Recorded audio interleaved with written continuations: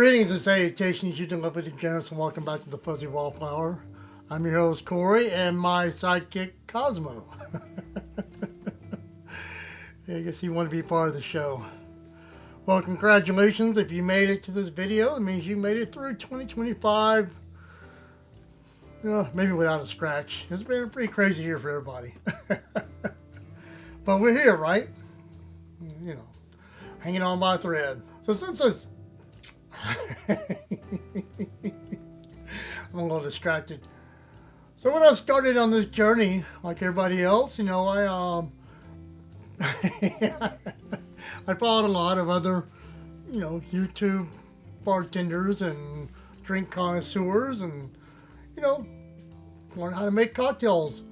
And over the past couple of years since I started doing this, I don't really follow them as much. I still watch them, but I don't make the cocktails they suggest as much as I used to because, well, I'm busy doing my own. And I thought, well, why not end the year out by getting kisses from a kitty cat? All right, now that my fuzzy roommate has given me the floor back, yeah, we're going to visit a few of these cocktail channels that I still watch them, but I don't try their cocktails quite as much. And I thought, well, this would be a good chance to revisit a few of them and find a cocktail that they put out this year and try it. And as always, I'm not a bartender. Don't take any of this as bartending advice. And without further ado, let's make a cocktail. So the first cocktail we're going to try is the one that kind of inspired this whole idea of trying other YouTube-inspired cocktails this year.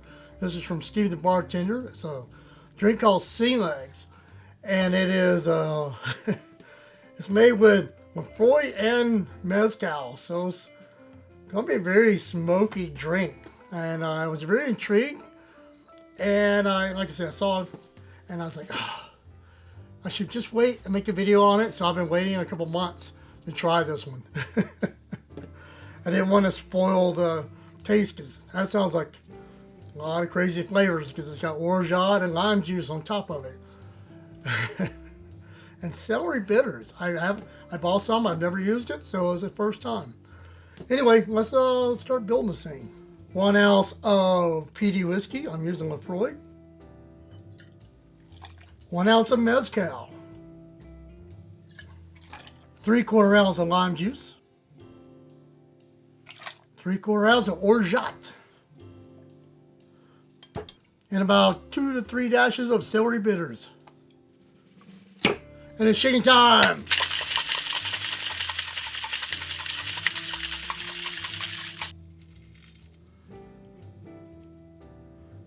They say you're supposed to put a line or a splash of Angostura across there. Nope. Oh well. I think it'll do the job, maybe, sort of. And that, our friends, is the Sea Legs. Let's see what we got.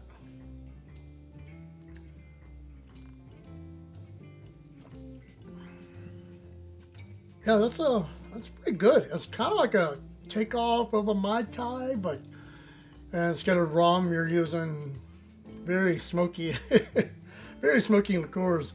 You can taste that mezcal. It really stands out.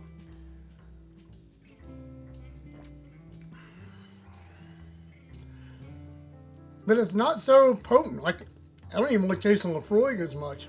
That mezcal cuts through. But that lime and orgeat sweetens it up. I don't really taste the celery bitters. I don't know if it makes a difference or not. But yeah, that's all right. Yeah, I'll leave a link to his video. He can go into it a little more about the creator of the drink and that sort of thing. But yeah, this is Sea Legs from Stevie the Bartender. This next cocktail we're going to try is from Erickson's channel called the Haystack Cocktail.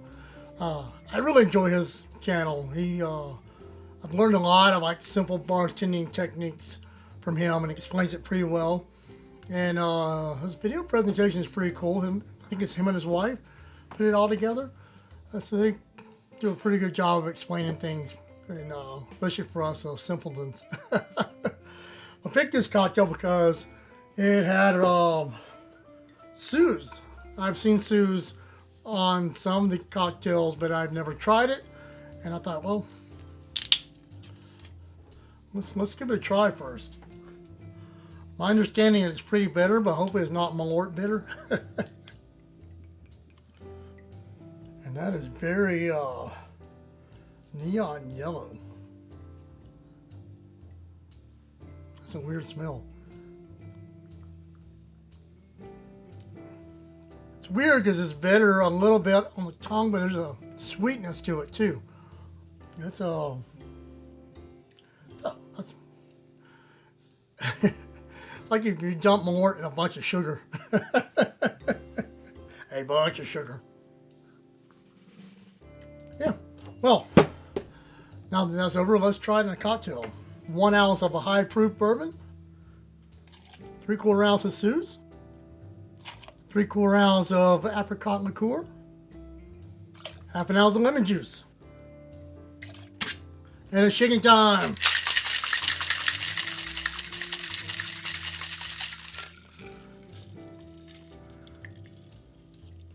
And there's a Haystack cocktail. He recommended putting in that old-fashioned glass with a bottle of ice. So we try to follow instructions when we can. So let's see what this thing tastes like. Okay, so you got the sweetness of the apricot balancing out the lemon. I don't really taste the bourbon as much. It's probably when I use a high proof. You probably could bump it up a little bit. It only tastes the suze.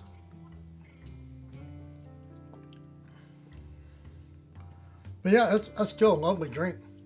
And that's the Haystack cocktail as recommended by Erickson. Now we're going to jump over to the Educated Barfly and try the intro to Aperol. Little confession, I've made this one before, so it was more of a, let's revisit it. But it's been about 4 or 5 years. And I was curious because he put out a video this year on it. And then noticed it was a remake of one he did 7 years ago. So, so we're gonna throw it into the mix just because I do remember it being good, but I totally forgot about making it. But that's all good. It's I do remember it being a very good intro to Aperol. If you need a reason to buy Aperol, this is a good one to try. One thing I liked about finding out he revisited this years later is, as you're growing your channel, and I'm still a small channel, there's probably cocktails that'd be fun to try later. Maybe either make them better, or I didn't make it with the best technique at the time, and or just to revisit it because it was good. And I don't know if other people go that far back in your catalog or not, but it's good to see that other YouTubers are not scared to kind of go back into their catalog and bring something else to their front. But yeah, that's neither here nor there. It's just me. I guess it's just me making excuses to make this cocktail, and it's really good from what I remember. So I figured, well, if we're gonna make it again, let's do it on camera. 2 ounces of Aperol. 1 ounce of gin. 3/4 ounce of lemon juice. 1/4 ounce of simple syrup. And 1 dash of Ango. And shaking time.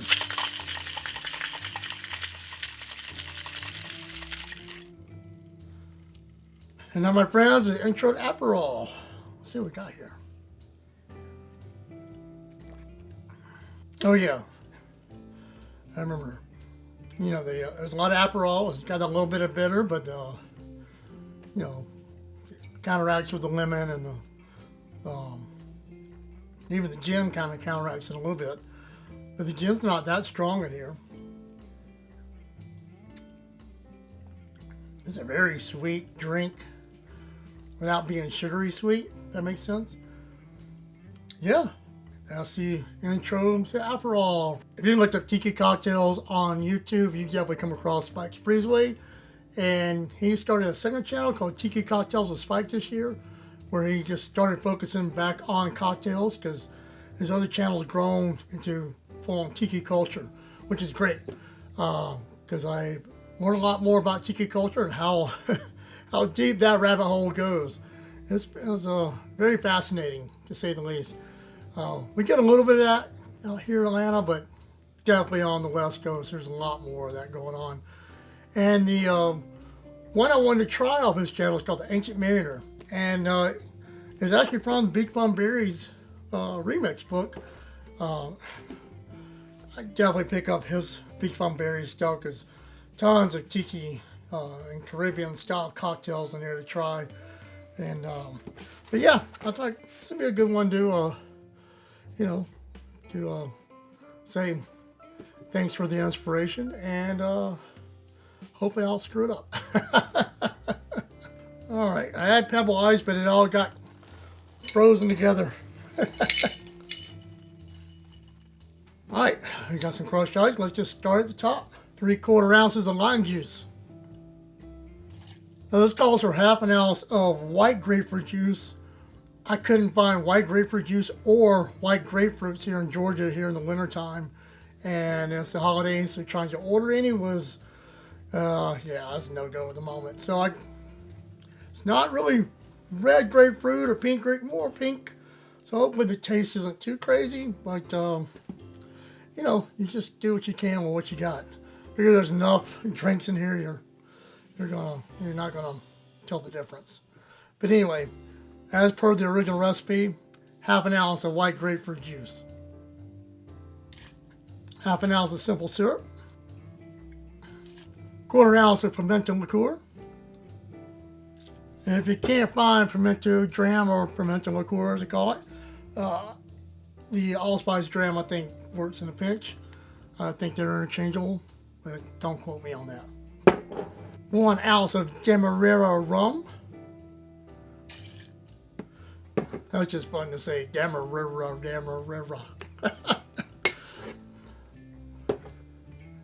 Say it too many times, it just sounds weird. 1 ounce of dark Jamaican rum. He recommended Jamaican pot still rum, but I think any dark Jamaican rum will work. All right, shaking time.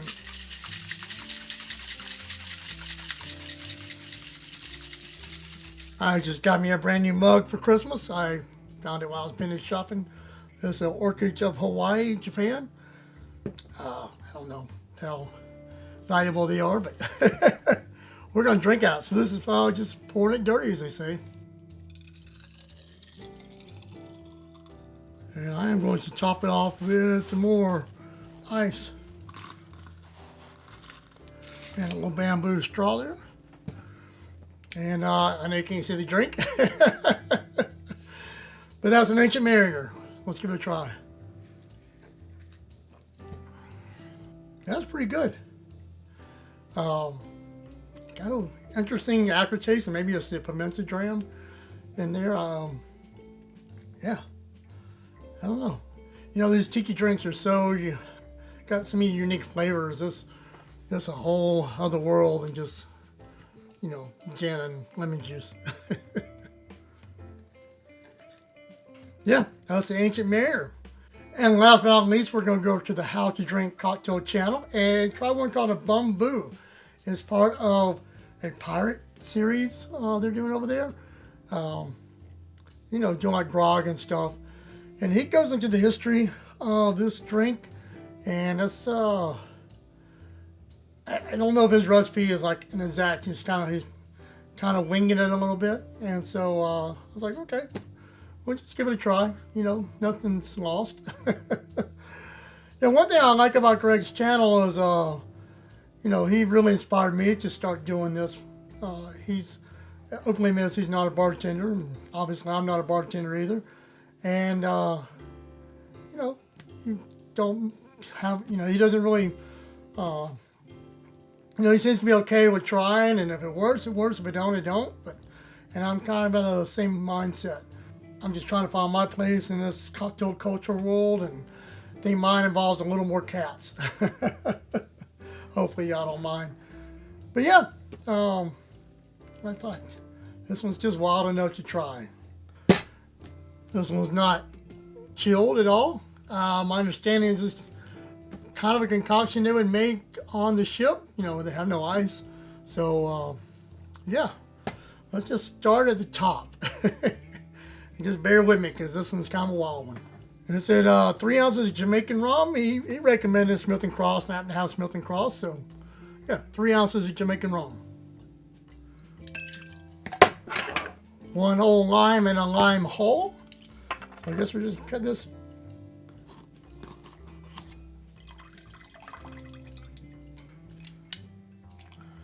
Yeah, throwing the lime in there. Guess, yeah, he thinks that's what they probably would have done. So let's just see what happens. One thing he didn't have a recipe for was the rustic sugar, and you know, it's pretty vague. It's mostly turbinado sugar and blackstrap molasses. I found a recipe online, so I went with it. It's 1 cup of turbinado sugar to 1/4 cup of blackstrap molasses, and just mix it up. And then for this drink, we need 3 bar spoons. I'm using my big bar spoon. I don't know if that's too much or not. You know, I wonder if I can make a simple syrup out of that. 6 ounces of coconut water. And he says like half a stick of cinnamon. And just stir. Stir it until all the sugar dissolves.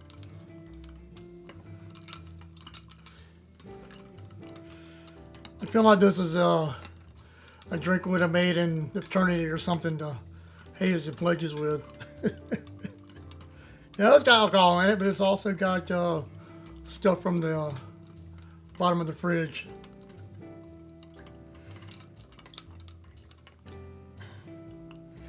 Alright, maybe that's close enough. Alright, so this is pirate theme. I think this skull mug will do the trick.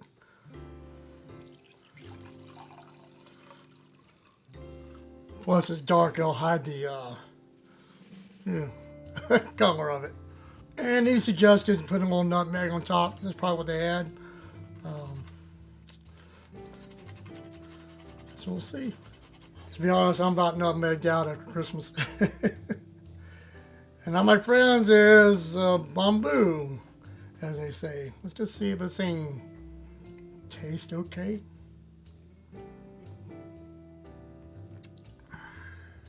You know, I wouldn't put the nutmeg in there next time, but it's not too bad. I think if it was shaken over ice, it'd be a lot better. Yeah, it's all right. You know, you got the lime in there and the rum. I actually don't even really taste the rum that much, and there's quite a bit of rum. There's a lot of that coconut water to water down. Now, I'm not a fan of coconut water, but I drink this. Yeah.